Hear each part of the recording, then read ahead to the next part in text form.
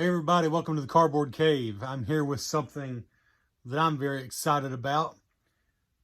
This is the At Games Legends Pinball Micro. This is a small digital pinball machine. I'm not going to waste your time too much because I'm going to do a quick unboxing. I'm going to turn the camera off and put it together, and then I'm going to come back and show it off. But if you followed the Retro Bliss podcast,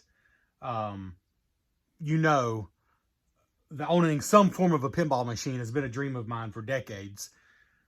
I came really close to getting one of the arcade 1-up pinball machines. I finally decided to get this. First of all, it's going to be small enough that it can fit in several different places in the basement. It's actually small enough I could take it upstairs and just put it on the dining room table, you know, like for a holiday when we have family gatherings, and then bring it back down here without breaking my back. But my hope, and from what I've read about it, is it's big enough to still be convincing as a digital pinball table. It's got 50 preloaded pinball games. And like with the Big Brother, the Legends pinball table itself, you can go online and pay to download more tables. You can even bring your own tables off a PC and load onto this thing. It's got a lot of options that your arcade 1-up doesn't have, which is ultimately why I picked it. Is just 50 preloaded tables, if nothing else. It's almost identical to its big brother, the At Games Legends pinball table. It's just much smaller. I think the only thing it really gives up is there's unfortunately buttons instead of a plunger. There's not a plunger on it, it's just a button to launch the ball. But other than that, from what I understand, it works just like it. 1080p screen, 60 frames per second pinball, real glass top, which I'm nervous about. I hope everything's good here. Let's get into it. This is the model number stuff, but you don't need to find that. It's the At Games Legends Pinball Micro. And we're going to open it up. $369 plus $50 shipping. Seems to be the normal price right now. I think the retail is technically it might be $450 plus shipping. But I was following this thing for weeks and it stayed at $369. Literally today, by the time you see this, it might be too late. They're doing a owner's day. Apparently they do it every February. And with my timing, of course, I could have saved 40 bucks on it. But still, out the door price, including $50 shipping. It only ships to the US, but there are places in the UK I saw that have it. You just got to buy it through them. But from At Games themselves, it only ships in the US, including shipping. You look at $420.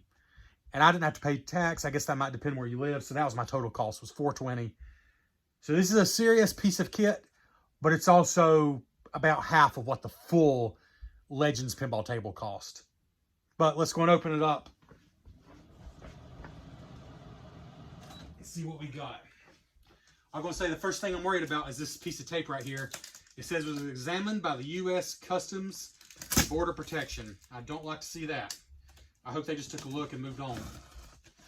And didn't take it out of the box and all that junk.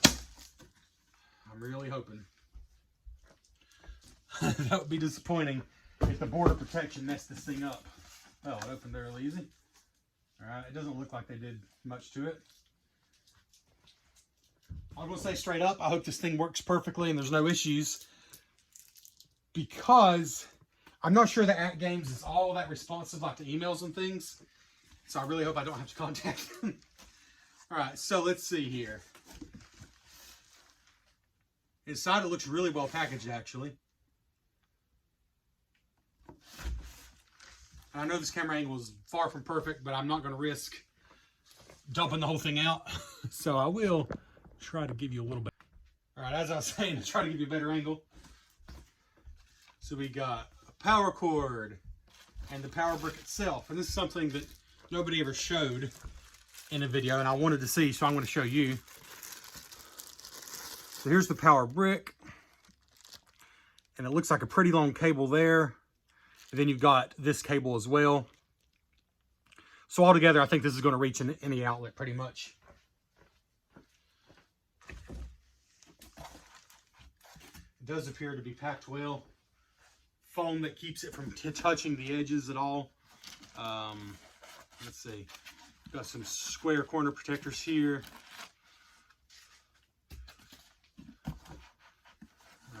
How is this wanting to come out? All right. This is going to be your back glass. First of all, I'll say one of the things I love about this is there's not much to assemble.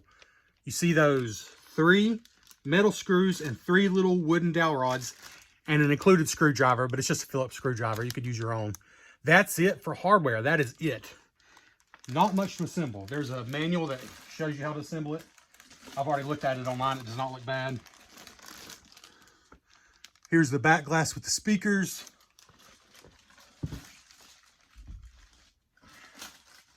And I'm going to show you all this once it's built in close detail.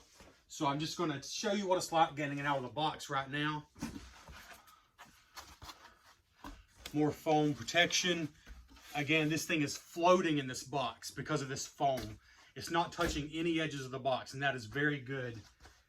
Very impressed with the shipping. And considering it's real glass, I would say it's very necessary that they did that. And here we go. All right. The last 2 pieces of foam protection.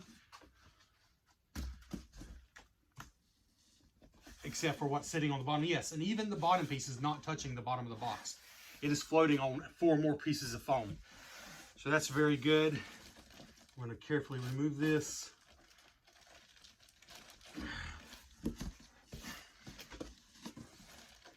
Carefully.